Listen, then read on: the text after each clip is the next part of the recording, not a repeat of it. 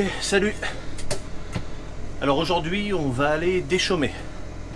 Là, je viens juste de terminer la vidange du tracteur. Donc c'est pour ça que je le faisais tourner un petit peu là. Et puis bon, on va y aller. Bon là, je suis revenu devant, sous l'hangar, parce que je veux regonfler les pneus. J'ai pas fait attention avant d'atteler mon outil, mais les pneus sont pas assez gonflés. Ils avaient été dégonflés pour passer le déchaumeur à disque et également le semoir pour semer les couverts végétaux. Et après, le tracteur avait quasiment rien fait. Je crois que j'avais fait peut-être une parcelle. Alors c'est pas grave hein, de travailler avec les pneus dégonflés, mais ça les use. Ça les use au niveau structurel, pas forcément la gomme, peut-être qu'un peu quand même sur la route, mais surtout au niveau structurel. On a également changé les dents. Donc ça c'est les dents quand c'est papa qui l'a fait ça. Moi j'étais en train de faire du pulvé dans les colzas. Et donc voilà les dents neuves.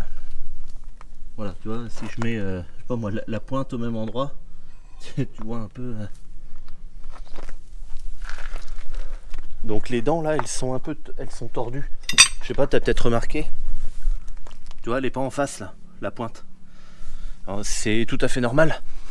C'est parce qu'en fait, le déchaumeur vient chercher et ensuite il veut retourner la terre pour mélanger. C'est vraiment fait exprès. Les nouveaux déchaumeurs ont des dents qui sont même encore plus incurvées. Et voilà, donc en fait, elles sont pas toutes dans le même sens. J'ai 14 dents sur le déchaumeur et j'en ai 7 tournées dans un sens et puis 7 tournées dans l'autre sens. Ok, je viens d'arriver dans ma parcelle. Alors ici, c'est la parcelle où il y avait les pois.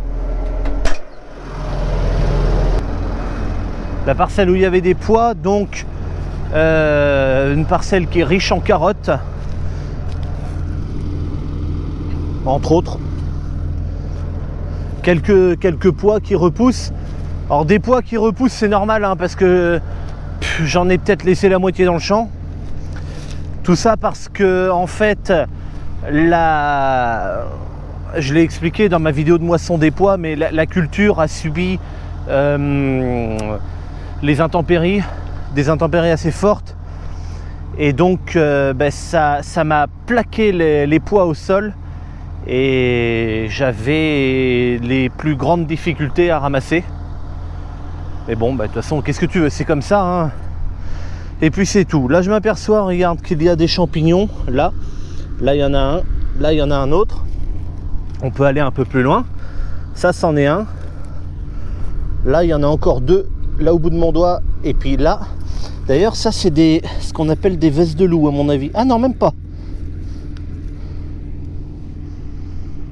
Qu'est-ce que ça sent bon, ces champignons là. Il y en a encore un autre là, il y en a encore un autre là. En vrai, il y en a partout. Là, tu vois, regarde, il y en a encore un là. J'avance encore, t'en as encore un là. Oh, puis un là, et puis à chaque fois que je fais un pas, j'en vois d'autres. Il y a beaucoup de pois au sol, d'ailleurs, regarde, on peut les voir. Bon, je vais t'en faire voir quelques-uns, mais tu vois, voilà, les petites billes blanches là. Là, là, là. Regarde là.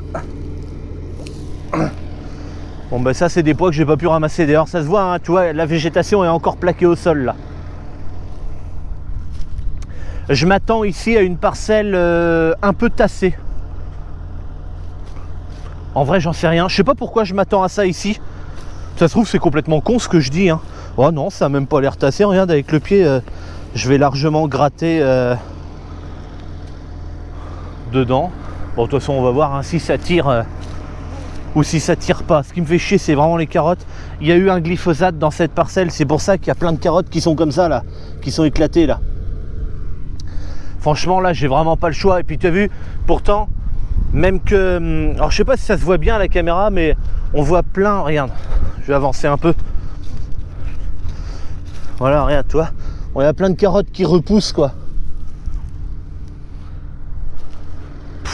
C'est vraiment pète burne à faire crever ces carottes là.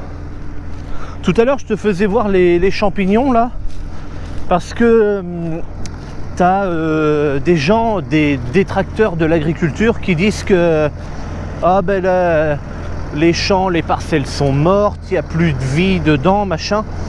Les champignons comme ça dans un champ, c'est un signe de fertilité et de bonne santé du sol. C'est pour ça que je te les fais voir comme ça. Je fais voir, tous les ans je fais voir des parcelles, j'ai plein de champignons. Et que ce soit sur une parcelle comme ça là, que je vais travailler dedans, ou même dans des parcelles, j'avais fait voir aussi, est-ce que c'était il y a 2 ans ou il y a 3 ans, je ne me rappelle plus maintenant, hein. Une parcelle, le blé était levé déjà, peut-être haut comme ça, je sais plus, j'avais des champignons partout. Donc voilà, c'est soi-disant un signe de sol mort, de sol gorgé de phyto, tout ça. Et quand il y a des champignons, c'est qu'il n'y a pas de phyto du tout, hein, parce que les champignons, ils n'aiment pas du tout ça. Hein.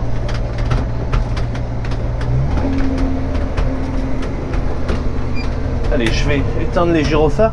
Là, j'ai choisi une ligne en travers, j'aurais mieux fait de me mettre sur la ligne à côté.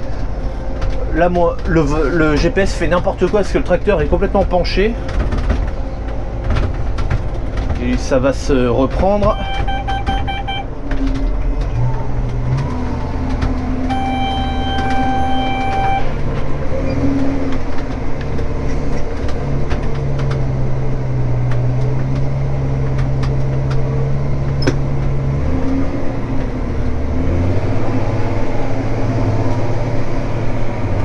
Allez, c'est parti.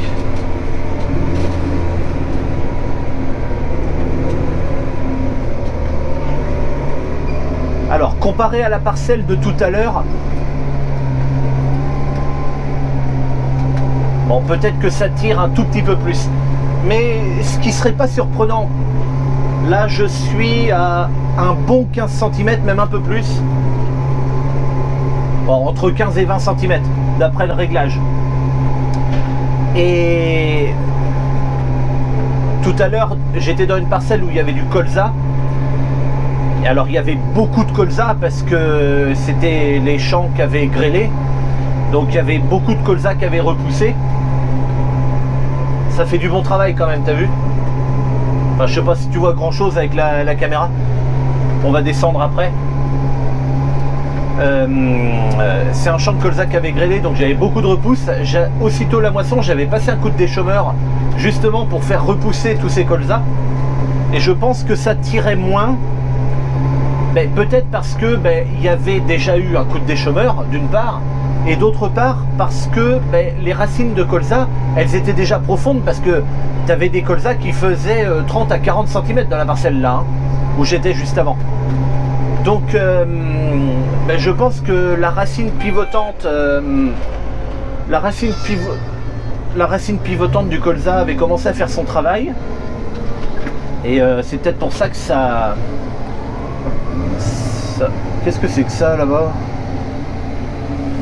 En fait, je vois un truc là dans le champ, mais je me demande si... je crois que c'est papa qui est venu avec le tractopelle pour enlever une branche qui était une branche morte qui était tombée dans le champ. On peut descendre tout de suite vite fait pour voir le travail que ça fait quand même. Voilà.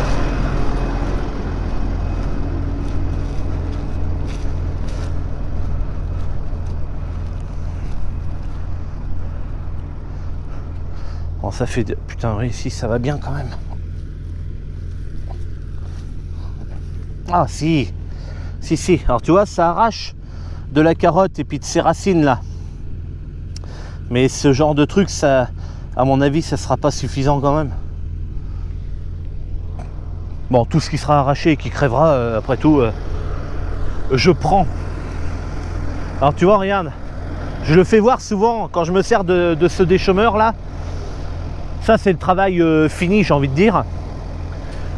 Mais il y a peut-être que je ferai pas là, ça n'a pas été touché depuis la moisson, je me rappelle déjà plus si je l'ai dit. Peut-être que ça sera le seul travail du sol, ce coup de déchômeur à dents là, et peut-être que ça sera semé comme ça. Ça me convient bien là, ce qui a été fait. Et donc ça, je le fais voir souvent. Tu vois, c'est Toi, je vais chercher un peu bas quand même, hein. Ouais, un bon ouais, 20 cm. Ça me sort, tu vois, des mottes de terre comme ça, là. Qui sont toutes trouées, d'ailleurs, entre parenthèses. Regarde, il y a des trous partout dedans, tu les vois? Des trous de vers de terre, des galeries. Je peux te faire voir une autre motte un peu plus loin. Tu vois, elle a des trous aussi, là. Regarde ça. Mes sols ne sont pas morts, ok? Alors les pseudo-experts qui sont capables de te faire tout un descriptif de mes champs, là, en regardant une vidéo sur YouTube, les miennes en l'occurrence, ou en regardant quand je fais des fois un petit morceau de vidéo sur Facebook, eh bien écoute, ces gens-là, soit vous venez faire une analyse de sol et après on en discute, il n'y a pas de problème, soit vous fermez vos gueules. Donc tu vois ce qui crée ces mottes là, puis qu'après, qui sont raffinées, c'est mes dents à grand dégagement là, qui font ça, et ensuite mon double rouleau, putain qu'est-ce qu'il est bien ce double rouleau, franchement je l'aime bien, hein, qui va émietter tout ça. Le rouleau barre va lui émietter les grosses mottes en fait, et il va faire un rappui du sol. Le rouleau barre lui va finir d'émietter toutes ces mottes que le premier rouleau a commencé, et lui avec ses barres plus fines va faire un rappui du sol mais un peu plus profond lui, puisque comme les barres sont plus petites, ça a tendance à tasser plus loin sous la surface. Et voilà, et donc cette action combinée de rappui me fait également voilà, le brisage des mottes là. Donc ça c'est très très efficace ce rouleau là. J'ai en projet, il faudra que je vois avec la concession et ben le commercial le commercial Amazon de mon secteur. Il faudra que je vois avec lui parce que sur mon déchômeur à disque, j'ai un rouleau qui s'appelle Matrix. C'est un rouleau normal avec des boudins en caoutchouc. Je pense que c'est un bon rouleau, mais c'est pas adapté chez moi. Il y a trop de pierres coupantes, des silex hein, en l'occurrence, et ça va pas. C'est pas adapté, il se déchire et tout. Puis là, j'arrive à un moment où je pense que j'ai en projet de le changer. Et j'aimerais, mais je sais pas si c'est possible sur mon déchômeur à disque à moi, j'aimerais un double rouleau. Mais pas un double rouleau barre comme ça, je voudrais le double rouleau U là, tu sais, qui roule l'un dans l'autre là. Je sais qu'il y a des Catros qui ont ce rouleau là, précisément. Mais je sais pas si mon modèle de Catros, parce que c'est un Catros quand même qui est assez ancien le mien, je sais pas si mon modèle précisément peut avoir un rouleau comme ça à l'arrière. Ou ce rouleau, le double U là, peut-être est réservé aux Catros plus récents. Ça j'en sais rien, et c'est pour ça qu'il faut que je vois avec le commercial. Il faut que je vois également combien ça coûte, parce qu'à mon avis, comme tout matériel chez Amazon, ça coûte une couille. Bon après voilà, il y a de l'innovation chez Amazon, et l'innovation ça se paye, la recherche et le développement aussi. Donc voilà, je sais pas ce que je peux en penser vraiment, mais bon voilà.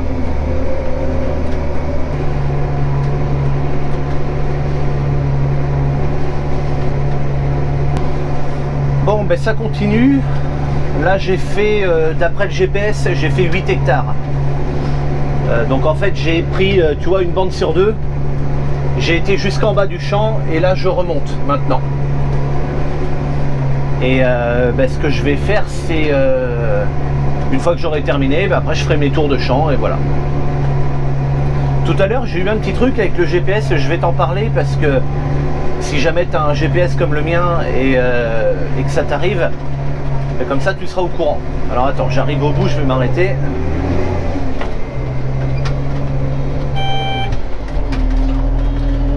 Ok. Donc là en fait, ici il y a écrit conduite en mode manuel. Ah non, il y a écrit conduite en mode autoguidé, mais si j'éteins, voilà, là il y a écrit conduite en mode manuel. Ce qui s'est passé tout à l'heure, c'est que j'avais ici un bandeau rouge avec écrit à la place de conduite en mode manuel ou automatique, avec écrit perte du signal RTK ou un truc comme ça. Cependant, ici, mes petites barrettes là de RTK, elles étaient, j'avais toujours 4 barrettes et elles étaient toujours là. J'ai pas trop compris pourquoi ça faisait ça. L'autoguidage ne s'est pas déconnecté, le tracteur continuait de rouler normalement. J'ai déjà eu des pertes de RTK vraiment et là l'autoguidage s'arrête complet. Mais là c'était pas le cas. Et ça m'était jamais arrivé encore et je me suis dit mais qu'est-ce que c'est?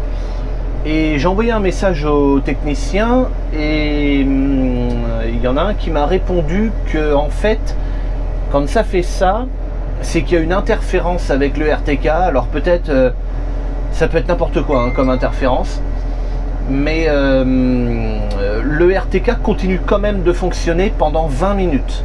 Voilà. Et en fait, effectivement, ça m'a... j'ai continué de travailler. Alors des fois il se mettait rouge, des fois ça revenait normal. C'était par intermittence, tu vois. Et en fait, j'ai laissé ça tranquille. Et puis ça me l'a pas refait depuis. Ça me l'a fait là, quand j'étais dans le bas. Alors, est-ce que c'est à cause du bois qui est au fond là-bas ou de ce bois qui est là? Est-ce que j'étais vraiment dans ce secteur-là là? Enfin, en tout cas, ça m'a... j'ai toujours continué de travailler tout droit.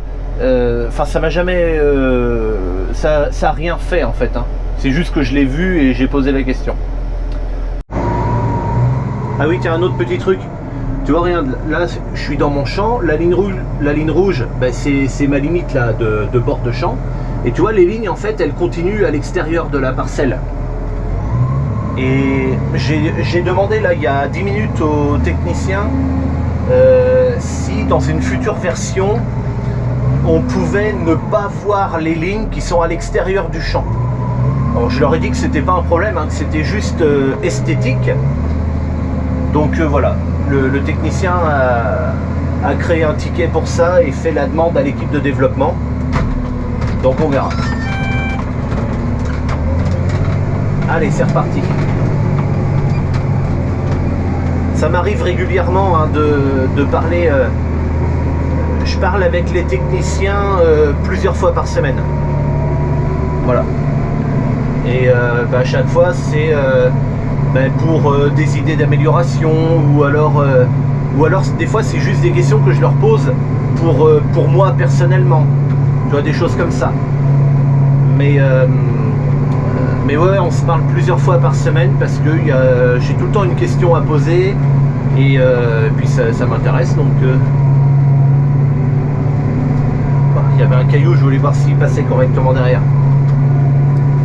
Mais voilà, j'ai envoyé il y a 15 jours là, j'ai envoyé un document de 6 pages avec des améliorations que je voudrais sur le GPS.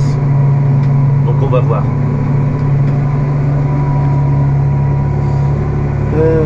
Qu'est-ce qu'il y a? Sinon au niveau des performances du tracteur, si on va en parler une seconde, je travaille à environ 2,8 hectares à l'heure pour une consommation de 8 litres à l'hectare de carburant. Voilà. Bon, après dans ce champ là ça tire un peu quand même. Ça tire plus que dans le premier où j'étais avec les repousses de colza.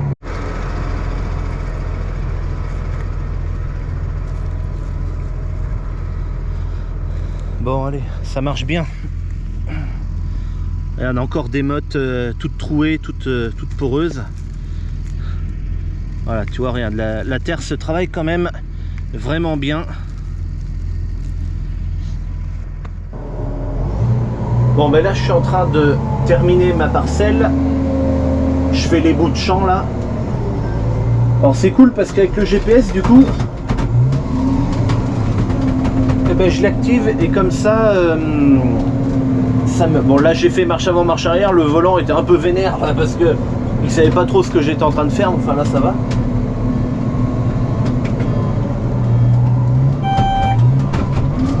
Hop. Voilà, du coup ça me permet de reculer pile sur ma ligne et de repartir exactement au bon endroit quoi.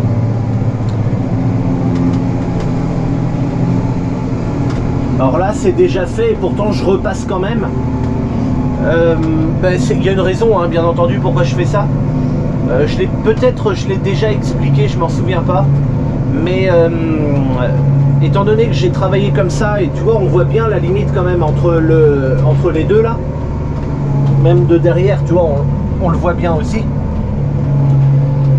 C'est que je prends les devants si jamais je sème mon blé directement comme ça, si je repasse pas un coup de déchômeur par-dessus, et ben ça sera ma limite de mon coup de semoir pour quand je devrais le relever.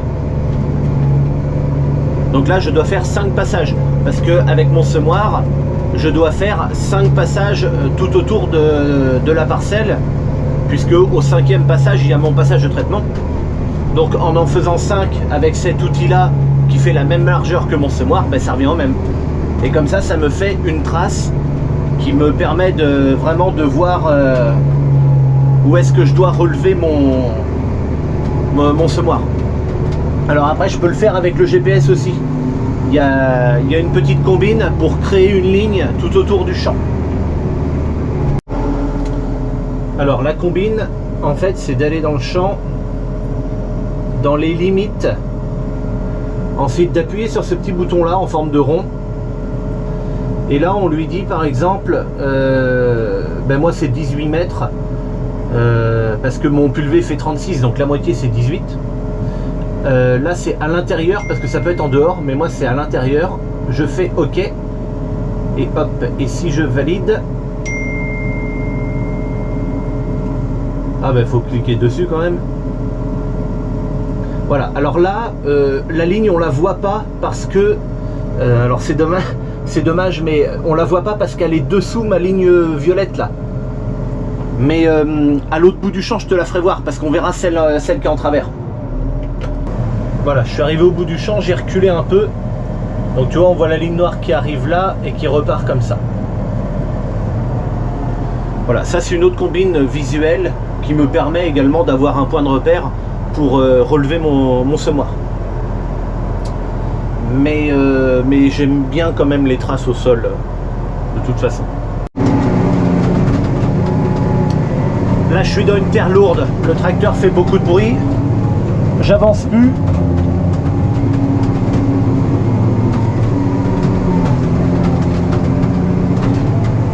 Et il y a du patinage pas mal. Alors comment je fais pour récupérer de l'adhérence? Enfin déjà pour savoir comment je patine. Alors il y a deux solutions. La première, je m'en rends compte en regardant ma roue avant et je la vois patiner. Alors bon, toi tu t'en rends peut-être pas compte parce qu'avec une GoPro, bon, ça c'est la première raison. Mais quand je vois ma roue avant patiner, c'est déjà que ça patine pas mal. La deuxième raison, c'est je regarde les km/h de mon tracteur et je compare avec les km/h de mon GPS, puisque j'ai la chance d'en avoir un. Ça me donne une indication aussi. Maintenant, pour pouvoir récupérer de l'adhérence, je regarde quand même si ça passe bien à l'arbre. Pour récupérer de l'adhérence dans cette partie lourde, alors lourde pourquoi? Parce qu'elle est à l'ombre presque toute la journée. Il y a énormément de feuilles mortes qui viennent là, qui créent de la matière organique et tout. Et en fait, c'est un peu lourd cette terre tout le temps là. Et en plus, ça monte. Alors, ça monte pas énorme, mais ça monte un peu. Là, en redescendant, ça va aller mieux.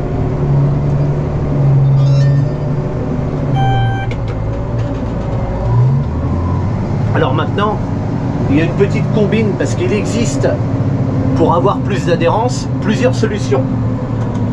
Il y a une des solutions qui est d'avoir un système de télégonflage. Alors là, je m'adresse surtout à ceux qui ne sont pas du milieu agricole, parce que ce que je vais dire là, les agriculteurs, vous connaissez vous, évidemment. Un système de télégonflage, en fait, c'est un petit boîtier en cabine. Et on peut faire gonfler et dégonfler les pneus du tracteur comme ça depuis la cabine. Alors généralement on arrive dans le champ, on met une pression de travail et en principe une fois qu'on est dans la parcelle, on n'a plus besoin de faire varier la pression des pneus. On a une deuxième solution, c'est d'avoir des masses dans les roues arrière, du tracteur. Alors en fait, ça permet, quand l'outil il est posé, le problème c'est que ça soulage le cul du tracteur. Alors ça donne de l'adhérence à l'avant, puisque l'avant se retrouve du coup plus lourd, vu qu'à l'arrière c'est plus léger. Sauf que ça soulage le cul du tracteur et ça peut limiter l'adhérence. Moi j'ai pas de masse de roue non plus. Et en fait il y a une petite combine. Alors j'invente rien, hein, tous les agriculteurs font ça, mais quand on n'est pas équipé de tous ces systèmes là, et bien tout simplement je joue avec mon bouton qui est là. En réalité, quand je travaille avec mon déchômeur de manière normale, mon bouton il est assez bas, et c'est mon rouleau derrière qui s'occupe de la profondeur de mon outil à l'arrière. Tous les outils, c'est pas forcément le rouleau qui fait la profondeur, hein. C'est le cas pour celui-là. Le truc c'est que pour récupérer un petit peu d'adhérence ici, je vais tourner un petit peu ce bouton là qui va avoir tendance à faire relever mes bras de relevage, donc à l'avant de l'outil là. Et si ça donne à relever les bras de relevage, en réalité ça va surtout donner à enfoncer un peu le cul du tracteur, ce qui va me redonner de l'adhérence. Voilà, c'est comme ça que je fais moi quand j'ai besoin. Alors en réalité j'ai jamais besoin de faire ça, il y a vraiment que ici parce que c'est particulier dans cette petite passée là. Et encore ça va être, allez, 1, 2, 3, allez ouais, 3 coups de, tu vois, parce qu'à l'ombre là tout le temps là, tu vois. Donc ça va être les 3 premiers coups, et puis après je vais recroiser de toute façon avec de ce que j'ai déjà fait sur mes bandes comme ça. Donc après ça le fera plus quoi. Mais voilà, c'est ma petite combine à moi pour rechoper de l'adhérence. Tous les agriculteurs le font hein, bien entendu, mais voilà, je voulais quand même en parler. Allez, c'est parti. Voilà. Tu vois le graphique là, et ben c'est mon graphique. Là je viens de relever mon outil, je suis en bout de champ, mais tu vois ça bouge comme ça là. Et ben ça c'est ma hauteur de mon outil qui a varié tout le long de ma descente là.